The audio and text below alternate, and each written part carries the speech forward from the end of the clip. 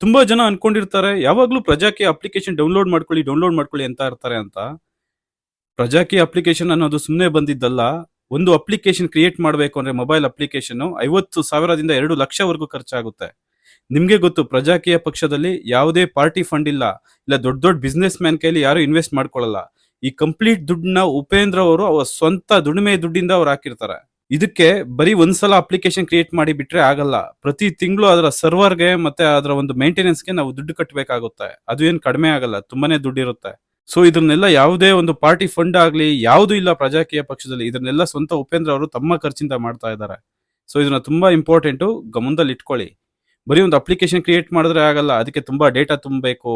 ಮತ್ತೆ ನಾವೆಲ್ಲ ಫಿಲ್ ಮಾಡ್ತೀವಲ್ಲ, ನಮ್ಮ ಡೇಟಾಸು, ನಮ್ಮ ಫೋಟೋಸು, ಪ್ರತಿ ಒಂದೂನು ಅದರಲ್ಲಿ ಸೇವ್ ಆಗಬೇಕು ಅಂದ್ರೆ ಅದಕ್ಕೆ ಒಂದಷ್ಟು ಸ್ಪೇಸು ತಗೊಬೇಕಾಗುತ್ತೆ.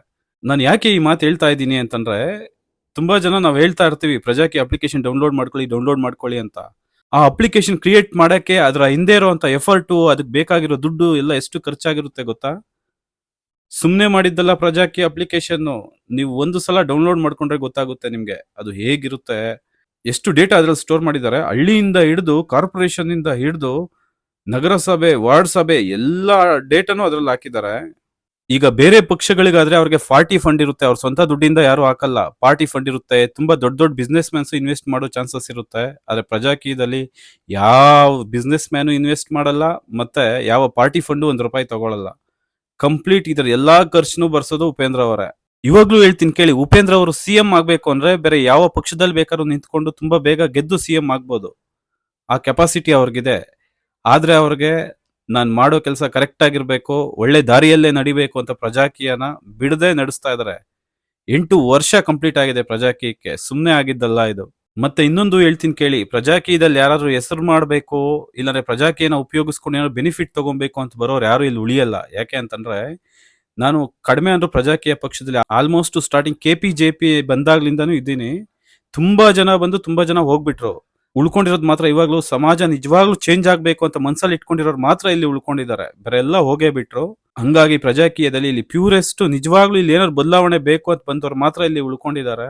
ಆ ಒಂದು ಧ್ಯೇಯದಿಂದ ಉಪೇಂದ್ರ ಅವರು ಇಷ್ಟೊಂದು ಖರ್ಚು ಮಾಡಿ, ಒಂದು ಪಾರ್ಟಿ ಮಾಡಿ, ಅಪ್ಲಿಕೇಶನ್ ಮಾಡಿ, ಅದಕ್ಕೆ ಇಷ್ಟೊಂದು ದುಡ್ಡು ಸುರಿದು ಎಲ್ಲ ಮಾಡಿ, ಕೊನೆಗೆ ಅವರೇ ಎಲೆಕ್ಷನ್ ಅಲ್ಲಿ ನಿಂತ್ಕೊಳ್ಳಲ್ಲ ಅಂತ ಹೇಳ್ತಾ ಇದ್ರು. ಆದ್ರೆ ಇವಾಗ ಎಲ್ಲರೂ ಫೋರ್ಸ್ ಮಾಡ್ತಾ ಇರೋದ್ರಿಂದ ನೋಡೋಣ 2028ಕ್ಕೆ ಅಂತ ಹೇಳ್ತಾ ಇದ್ದಾರೆ. ತುಂಬಾ ಜನ ದುಡ್ಡು ಖರ್ಚು ಮಾಡಿ ನಾನ್ ನಿಂತ್ಕೊಬೇಕು, ನಾನ್ ಗೆಲ್ಬೇಕು ಅಂತ ಬರ್ತಾರೆ. ಆದ್ರೆ ಉಪೇಂದ್ರ ಅವರು ನಿಸ್ವಾರ್ಥವಾಗಿ ದುಡ್ಡು ಖರ್ಚು ಮಾಡಿನೂ ನಾನ್ ನಿಂತ್ಕೊಳ್ಳಲ್ಲ, ಇದು ಸಮಾಜ ಚೇಂಜ್ ಆಗ್ಬೇಕು, ಸಾಮಾನ್ಯ ಜನರು ಬಂದು ಇಲ್ಲಿ ನಿಂತ್ಕೊಂಡು ಸಮಾಜನ ಚೇಂಜ್ ಮಾಡಬೇಕು, ದುಡ್ಡಿರೋರು ಬಂದು ನಿಂತ್ಕೊಂಡ್ರೆ ಅವ್ರ ಕೆಲಸ ಮಾಡಲ್ಲ, ಮತ್ತೆ ಅಣ್ಣ ಅಣ್ಣ ಅನ್ಕೊಂಡೆ ಅವ್ರ ಹಿಂದೆ ಓಡಾಡ್ಬೇಕಾಗುತ್ತೆ ಅಂತಾನೆ ಪ್ರಜಾಕೀಯ ಪಕ್ಷ ಮಾಡಿರೋದು.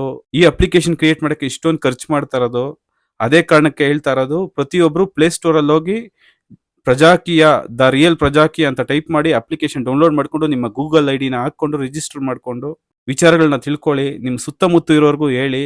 ಇಲ್ಲ ಅಟ್ಲೀಸ್ಟ್ ನಿಮ್ಮ ಫೇಸ್ಬುಕ್ ಅಲ್ಲಿ, ನಿಮ್ಮ ಸೋಷಿಯಲ್ ಮೀಡಿಯಾದಲ್ಲಿ, ನಿಮ್ಮ ಇನ್ಸ್ಟಾಗ್ರಾಮ್ ಅಲ್ಲಾದ್ರೂ ಶೇರ್ ಮಾಡಿ, 4 ಜನಕ್ಕೆ ಗೊತ್ತಾಗ್ಲಿ. ನೀವು ಸಾಧ್ಯವಾದ್ರೆ ಮೊಬೈಲ್ ತಗೊಂಡು ಸೆಲ್ಫಿಯಲ್ಲಿ ವಿಡಿಯೋ ಮಾಡಿ ಹೇಳಿ, ನಾನು ಪ್ರಜಾಕೀಯ ಪಕ್ಷಕ್ಕೆ ಸಪೋರ್ಟ್ ಮಾಡ್ತಾ ಇದ್ದೀನಿ ಅಂತ ಧೈರ್ಯವಾಗಿ ಹೇಳಿ. ಯಾಕಂದ್ರೆ ಕೆಟ್ಟ ಕೆಲಸ ಮಾಡೋರೇ ಧೈರ್ಯವಾಗಿ ಸಮಾಜದಲ್ಲಿ ಓಡಾಡ್ತಾ ಇದಾರೆ. ಒಳ್ಳೇದ್ ಮಾಡಕ್ ಹೋದವ್ರು ಯಾಕೆ ನೀವು ಹಂಚಿಕೊಂಡು ಇರ್ಬೇಕು? ಒಳ್ಳೆ ಕೆಲಸ ಮಾಡ್ಬೇಕಾದ್ರೆ ಯಾವತ್ತೂ ನಾವು ಹಿಂದೆ ಸರಿಬಾರ್ದು. ತುಂಬಾ ಜನ ನಾವು ಪ್ರಜಾಕೀಯ ಪಕ್ಷಕ್ಕೆ ಸಪೋರ್ಟ್ ಮಾಡ್ತಾ ಇದ್ದೀವಿ ಅಂದ್ರೆ ಸಮಾಜ ಸೇವಕರು ಅನ್ಕೊಂಡ್ಬಿಟ್ಟಿದ್ದಾರೆ. ಫಸ್ಟ್ ಆಫ್ ಆಲ್ ಹೇಳ್ತೀನಿ, ಪ್ರಜಾಕೀಯ ಪಕ್ಷದಲ್ಲಿ ಸೇವಕನೂ ಇಲ್ಲ, ನಾಯಕನೂ ಇಲ್ಲ. ಇಲ್ಲಿ ಬಂದು ಬರೀ ವರ್ಕರ್ ಅಷ್ಟೇ.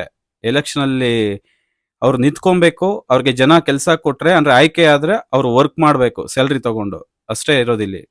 ಸಮಾಜ ಸೇವಕರು ಅನ್ನೋದು ಫಸ್ಟ್ ಬಿಟ್ಬಿಡಿ. ನಿಜವಾದ ಸಮಾಜ ಸೇವೆ ನಾವೆಲ್ಲ ಟ್ಯಾಕ್ಸ್ ಕಟ್ಟಿ ಮಾಡ್ತಾ ಇದೀವಿ. ಓಕೆ, ನಾವು ಏನೇ ತಗೊಂಡ್ರು ಟ್ಯಾಕ್ಸ್ ಕಟ್ತೀವಿ, ನಾವು ಪ್ರತಿ ಒಂದ್ರಲ್ಲೂ ಟ್ಯಾಕ್ಸ್ ಹೋಗುತ್ತೆ. ಅದರಲ್ಲೂ ಇನ್ಕಮ್ ಟ್ಯಾಕ್ಸ್ ಡೈರೆಕ್ಟ್ ಕಟ್ಟೋರಿದ್ದೀವಿ, ಇಂಡೈರೆಕ್ಟ್ ಇನ್ಕಮ್ ಟ್ಯಾಕ್ಸ್ ಕಟ್ಟೋರಿದ್ದೀವಿ, ಪ್ರತಿ ಒಂದ್ರಲ್ಲೂ ಟ್ಯಾಕ್ಸ್. ಸೊ ಇದೇ ದೊಡ್ಡ ಸಮಾಜ ಸೇವೆ ನನ್ನ ಪ್ರಕಾರ. ಸೊ ಪ್ರತಿಯೊಬ್ರು ಸಮಾಜ ಸೇವೆ ಮಾಡ್ತಾ ಇದೀವಿ. ಯಾರೋ ಪ್ರಜಾಕೀಯಕ್ಕೆ ಸಪೋರ್ಟ್ ಮಾಡ್ತಾ ಇದಾರೆ, ಇಲ್ಲ ಪ್ರಜಾಕೀಯದ ಬಗ್ಗೆ ತುಂಬಾ ಹೇಳ್ತಾ ಇದಾರೆ, ಅವ್ರು ಸಮಾಜ ಸೇವಕರು ಅಂತೆಲ್ಲ ಅನ್ಕೊಂಬೇಡಿ. ಓಕೆ, ಧನ್ಯವಾದ. Thank you.